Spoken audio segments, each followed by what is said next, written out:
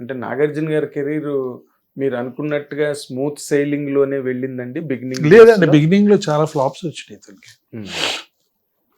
తను యాక్టింగ్ బాగా డెవలప్ చేసుకున్నాడు ఓవర్ పీరియడ్.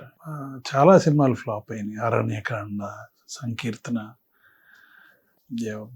గుర్తులేదు కానీ చాలా సినిమాలు ఫ్లాప్ అయినాయి. తర్వాత మజ్ను ఒకటి వచ్చింది, దాని తర్వాత గీతాంజలి వచ్చింది. One of the turning points in his Shiva came after Geethanjali. Geethanjali తర్వాత of course Shiva came after Geethanjali. Shiva was out అన్నాడు. అప్పటికి మేము సినిమాలు ఎట తీయాలి ఏంటి ఆ గొడవ, కొత్త ప్రొడ్యూసర్ కొత్త డైరెక్టర్ వచ్చాడు, అతను సినిమా తీయటం కూడా ఒకసారి కూడా అసిస్టెంట్ డైరెక్టర్ కూడా చేయలేదు. But we were able to grasp, ధైర్యం చేయగలిగేవాళ్ళం. You're young. ఏది ఎక్స్పీరియన్స్ లేని డైరెక్టరు, అసలు సినిమా ఇండస్ట్రీలో లేని మనిషి వచ్చి రైటర్గా వద్దామని వచ్చిన మనిషి అతను డైరెక్టర్గా మారి ఆ సినిమా చేశాడు. అది మరి యూత్లో ఉన్న తెలిసి తెలవక, లేకపోతే ధైర్యమా, లేకపోతే తెలుసుకున్నావా, మీరే చెప్పాలి. ధైర్యం సార్, ఫస్ట్ తెలుసుకున్నారు.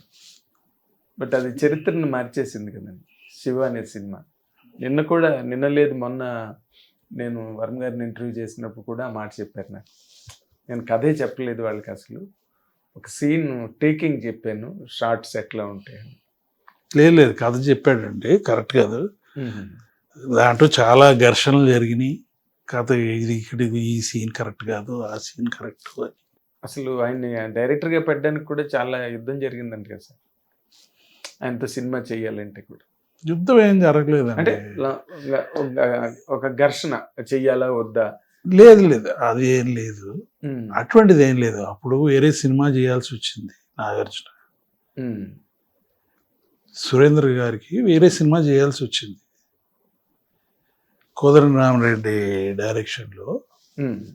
కోదండరామిరెడ్డి అప్పుడు అది చెయ్యాలా ఇది చెయ్యాలా అనేది వచ్చింది కానీ, బట్ శివ అసలు చెయ్యాలా లేదా అని ఎప్పుడు ఘర్షణ లేదు. ఓకే, లేదు. మేము లాంగ్ డ్రాన్ ప్రాసెస్ అది. ఓకే, ఎందుకంటే మీరు ఎవరో వచ్చి మా వాడు ఉన్నాడు సినిమా పిచ్చోడు,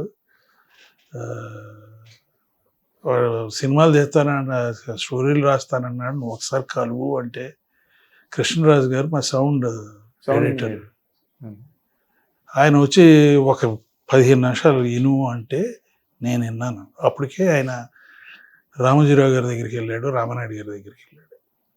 అక్కడ ఏం జరగలా. సరే నువ్వు విను ఒకసారి, నీతో మాట్లాడతానంటున్నాడు.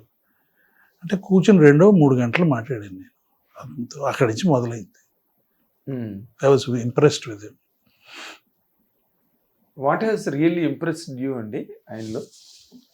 అంటే ఇప్పుడు సినిమాలు అంతకుముందు ఏం చేయలేదు, బట్ ఇదిగో ఈ స్టోరీ ఇట్లా చేయొచ్చు, ఇట్లా మాట్లాడచ్చు. అసలు చాలా ఇన్డెప్త్ నాలెడ్జ్ ఉన్నట్టు మాట్లాడాడు. That is his strength.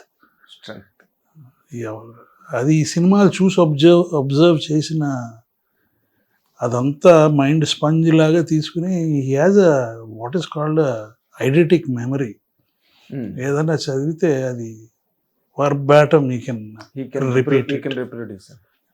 దాన్ని ఐడెంటిక్ మెమరీ అంటారు. ఒకసారి చూస్తే చాలు. ఫోటోగ్రాఫిక్ మెమరీ అంటారు. సినిమా తీయాలి అని అతను రైటర్గా వచ్చాడండి. నేను అప్పుడు అగ్నిపుత్రుడు తీస్తున్నా, అగ్నిపుత్రుడు తీయబోతున్నా. ఓకే, రాఘవేంద్రరావు గారు.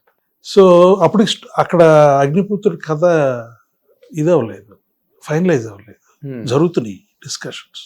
ఓకే, సో ఇతను తీసుకెళ్ళా, ఇతను స్టోరీ చెప్తాడని శివ స్టోరీ ఇంకో టైప్లో చెప్పాడు. అక్కడ ఆ చెప్పపాటు ఏంటి, నా ముందులేగా చెప్పాడు.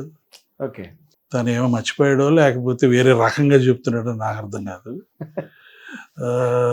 చెప్తే ఆయన సరే నేను మాట్లాడతాను లేని బయటికి వెళ్ళింది అది ఈయనేంటి కమ్యూనిస్ట్ లాగా ఉన్నాడు అన్నాడు ఆయన, ఎవరు? రాఘవేంద్రరావు గారు. వర్మనా? ఆ, ఉమ్, నచ్చలేదు ఆయనకి. ఉమ్, మరి అదే స్టోరీ మేము తీసాం కదా, తర్వాత ఇంకా డెవలప్ అయ్యి అది దట్ స్టోరీ డైలాగ్స్తో సహా ఒక అసిస్టెంట్ డైరెక్టర్ చేత, నాగేశ్వరరావు అని ఉన్నాడు అసిస్టెంట్ డైరెక్టర్ చేత టైం చేసాం ఆ సినిమాకి. ఆ టైమింగ్ చేసేటప్పుడు నేను ఉన్నా. ఎగ్జాక్ట్లీ 2 hours 14 minutes 15 minutes వచ్చింది సినిమా. 2 hours 10 minutes తీసాం. It was timed. టైమ్డ్ అంటే ఎవ్రీ సీన్ చదవడం ఎంత టైం పట్టింది? చదవను, ఎమోషనల్గా మీరు మాట్లాడను, మేము మాట్లాడను, గ్యాప్స్ ఇస్తా.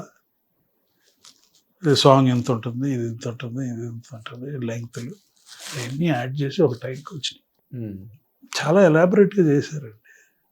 అది రామగోపాల్ వర్మ తీసుకొచ్చిన ప్రాక్టీసెస్ మెచ్చుకోవాలి. For example all small artist ఊరికే ఒక సీన్లో అట్లా ఒక డైలాగ్ కనపడిన కూడా ఇంటర్వ్యూ చేసి auditions for even a junior artist, దేవర్ ఆడిషన్, ఎవ్రీథింగ్ వాజ్ పక్కా. That was an experience. మీ కెరీర్లో బెస్ట్ ఎక్స్పీరియన్స్. బాగా ఇన్వాల్వ్ అయిన ఫిలిము. ఇది తీస్తుంటే ఈ లోపల ఒక ఎడిటింగ్ మొదలుపెట్టాను. మా ఓన్ ఫిలిమ్స్కి I would be almost like editing consultant. Nagarjuna other ఫిలిమ్స్కి used to be like that అన్అఫిషియల్గా. అట్లాగే స్లోగా నాకు కొంచెం ఫోటోగ్రఫీ బ్యాక్గ్రౌండ్ ఉంది స్కూల్లో. అంటే స్కూల్లో ఫోటోగ్రఫీ క్లాసెస్ ఉండేవి, ఫోటోగ్రఫీ దానివల్ల కొంత అది కూడా అవగాహన ఉంది. సో స్లోగా డైరెక్టోరియల్ టెండెన్సీస్ వచ్చినాయి యాక్చువల్లీ. ఓకే. రక్షణ actually I goes directed most of the film. అదే మన ఉప్పులు పట్టినారండి. బట్ ఆఫ్టర్ సమ్ టైమ్ ఇక మనకి నాకు వేరే ఇండస్ట్రీ అయ్యి వాటిలోకి వెళ్ళాను కదా, అందుకని ఇక దీంట్లో కష్టపడింది చాలు అని చెప్పి ఒకరోజు బ్రదర్కి పిలిచి, నువ్వు చూసుకో ఇది నీ టైం ఆల్రెడీ సెట్ అయిపోయింది మనకు అని చెప్పి నేను వేరే జాబ్లో వెళ్ళాను. అప్పుడే కొంచెం యానిమేషన్ అప్పుడప్పుడు ఇది, దాని తర్వాత ఈ ఇండస్ట్రీ అది వెళ్ళాను.